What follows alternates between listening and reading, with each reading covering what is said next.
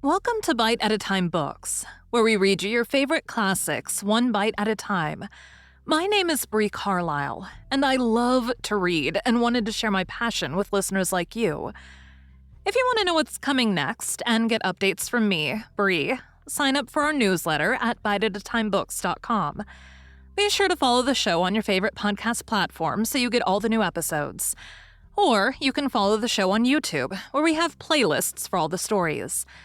We're part of the Bite at a Time Books Productions Network. If you'd also like to hear what inspired your favorite classic author to write their novels, and what was going on in the world at the time, check out the Bite at a Time Books Behind the Story podcast, Tuesdays, where you listen to podcasts. Today we'll be continuing The Sign of the Four by Arthur Conan Doyle. Chapter 11. The Great Agra Treasure. Our captive sat in the cabin opposite to the iron box, which he had done so much and waited so long to gain. He was a sunburned, reckless-eyed fellow, with a network of lines and wrinkles all over his mahogany features, which told of a hard, open-air life. There was a singular prominence about his bearded chin, which marked a man who was not to be easily turned from his purpose. His age may have been 50 or thereabouts, for his black, curly hair was thickly shot with gray. His face in repose was not an unpleasing one, though his heavy brows and aggressive chin gave him, as I had lately seen, a terrible expression when moved to anger. He sat now with his handcuffed hands upon his lap, and his head sunk upon his breast, while he looked with his keen, twinkling eyes at the box which had been the cause of his ill-doings. It seemed to me that there was more sorrow than anger in his rigid and contained countenance. Once he looked up at me with a gleam of something like humor in his eyes. "Well, Jonathan Small," said Holmes, lighting a cigar, "I'm sorry that it has come to this." "And so am I, sir," he answered frankly. "I don't believe that I can swing over the job. I give you my word on the book that I never raised a hand against Mr. Choteau. It was that little hellhound Tonga who shot one of his cursed darts into him. I had no part in it, sir. I was as grieved as if it had been my blood relation. I welted the little devil with the slack end of the rope for it, but it was done, and I could not undo it again." "Have a cigar," said Holmes, "and you had best take a pull out of my flask, for you are very wet. How could you expect so small and weak a man as this black fellow to overpower Mr. Choteau and hold him while you were climbing the rope?" "You seem to know as much about it as if you were there, sir. The truth is that I hoped to find the room clear. I knew the habits of the house pretty well, and it was a time when Mr. Choteau usually went down to his supper. I shall make no secret of the business. The best defense that I can make is just the simple truth. Now, if it had been the old Major, I would have swung for him with a light heart. I would have thought no more of knifing him than of smoking this cigar. But it's cursed hard that I should be lagged over this young Choteau, with whom I had no quarrel whatever. You are under the charge of Mr. Anthony Jones of Scotland Yard. He's going to bring you up to my rooms, and I shall ask you for a true account of the matter. You must make a clean breast of it, for if you do, I hope that I may be of use to you. I think I can prove that the poison acts so quickly that the man was dead before ever you reached the room." "That he was, sir. I never got such a turn in my life as when I saw him grinning at me with his head on his shoulder as I climbed through the window. It fairly shook me, sir. I'd have half killed Tonga for it if he had not scrambled off.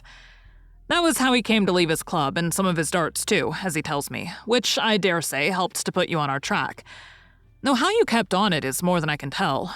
I don't feel no malice against you for it, but it does seem a queer thing," he added with a bitter smile, "that I, who have a fair claim to nigh upon $500,000 of money, should spend the first half of my life building a breakwater in the Andamans, and am like to spend the other half digging drains at Dartmoor. It was an evil day for me when I first clapped eyes upon the merchant Achmet, and had to do with the Agra treasure, which never brought anything but a curse yet upon the man who owned it. To him it brought murder. To Major Choteau it brought fear and guilt. To me, it has meant slavery for life." At this moment, Athelney Jones thrust his broad face and heavy shoulders into the tiny cabin. "Quite a family party," he remarked. "I think I shall have a pull at that flask, Holmes. Well, I think we may all congratulate each other. Pity we didn't take the other alive, but there was no choice. I say, Holmes, you must confess that you cut it rather fine. It was all we could do to overhaul her." "All is well that ends well," said Holmes. "But I certainly did not know that the Aurora was such a clipper. Smith says she's one of the fastest launches on the river, and that if he had had another man to help him with the engines, we should never have caught her. He swears he knew nothing of this Norwood business." "Neither he did," cried our prisoner. "Not a word. I chose his launch because I heard that she was a flyer. We told him nothing, but we paid him well, and he was to get something handsome if we reached our vessel, the Esmeralda, at Gravesend, outward bound for the Brazils. Well, if he has done no wrong, we shall see that no wrong comes to him. If we are pretty quick in catching our men, we are not so quick in condemning them." It was amusing to notice how the consequential Jones was already beginning to give himself airs on the strength of the capture. From the slight smile which played over Sherlock Holmes's face, I could see that the speech had not been lost upon him.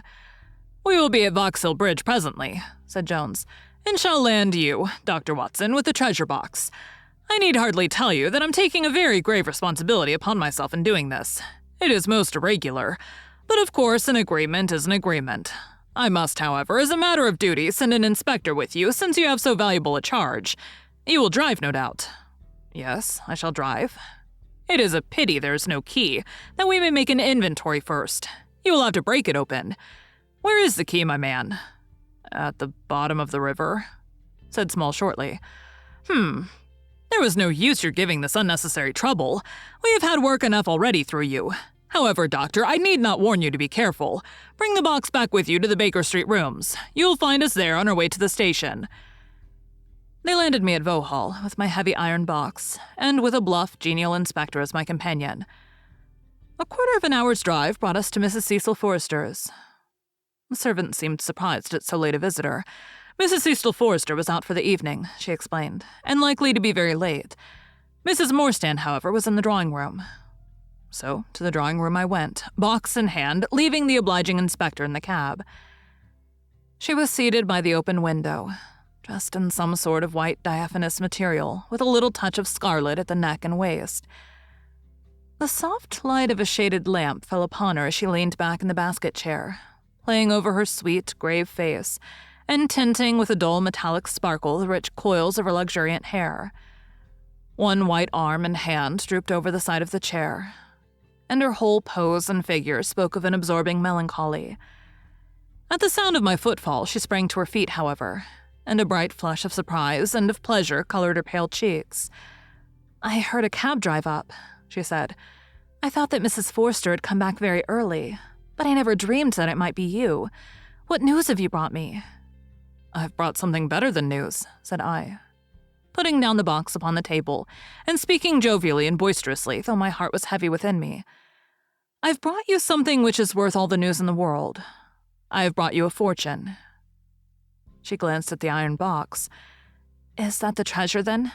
she asked, coolly enough. "Yes. This is the great Agra treasure. Half of it is yours, and half is Thaddeus Sholto's.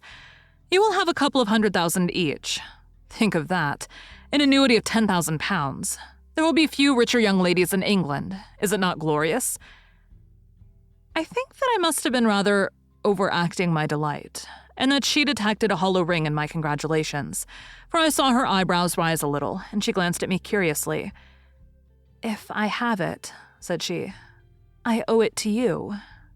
No, I answered. "Not to me, but to my friend Sherlock Holmes. With all the will in the world, I could never have followed up a clue which has taxed even his analytical genius. As it was, we very nearly lost it at the last moment." "Pray, sit down and tell me all about it, Dr. Watson," said she. I narrated briefly what had occurred since I had seen her last. Holmes's new method of search, the discovery of the Aurora, the appearance of Anthony Jones, our expedition in the evening, and the wild chase down the Thames.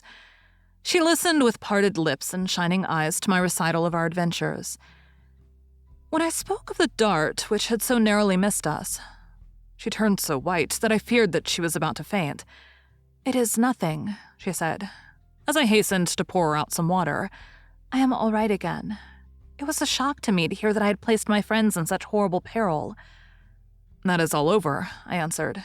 "It was nothing. I will tell you no more gloomy details. Let us turn to something brighter.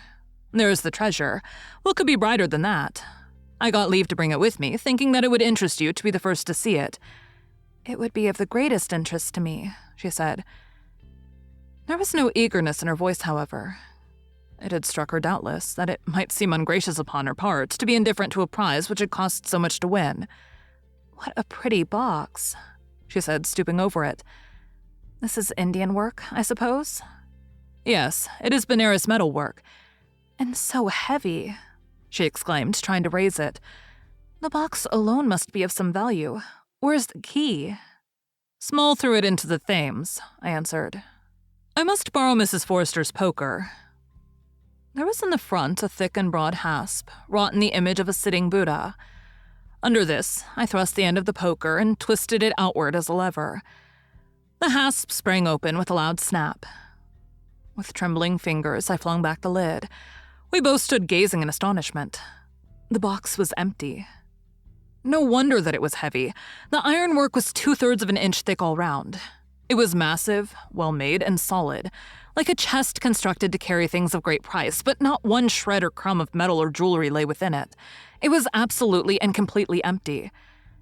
"The treasure is lost," said Miss Morstan calmly.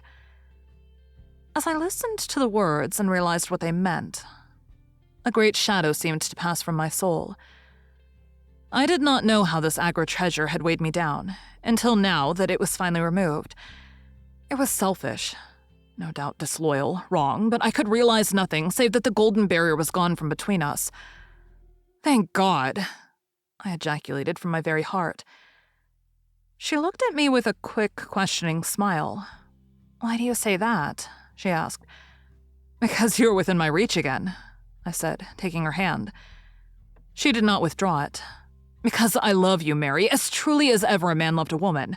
Because this treasure, these riches, sealed my lips.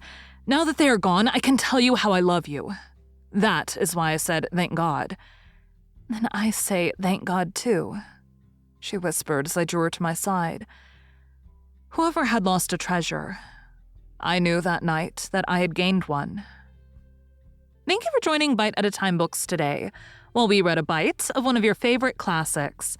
Again, my name is Bree Carlile, and I hope you come back tomorrow for the next bite of The Sign of the Four. Don't forget to sign up for our newsletter at biteatatimebooks.com. You can check out the show notes or our website, biteatatimebooks.com, for the rest of the links for our show. We'd love to hear from you on social media at Bite at a Time Books.